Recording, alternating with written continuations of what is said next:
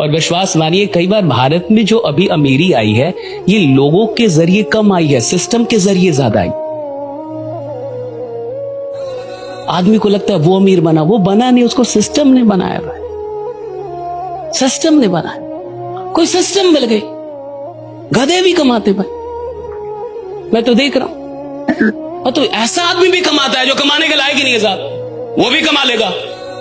थोड़ा सा जिगरा हो, थोड़ा सा राइट डिसीजन ले ले तो कमा लेगा साहब, एकदम कमा लेगा। बहुत सारे लोग कमाते हैं। कमाने को लीडरशिप से नहीं आंका जा सकता। अमीर आदमी एक बढ़िया लीडर भी हो जरूरी नहीं, जिसने बहुत पैसे कमाए बढ़िया लीडर भी हो जरूरी नहीं है साहब। एक लीडर होना और एक अमीर आदमी होना दोनों अलग अलग चीज है। हो सकता है बहुत सारे लोग अमीर हैं लेकिन शायद वो अच्छा लीडर नहीं।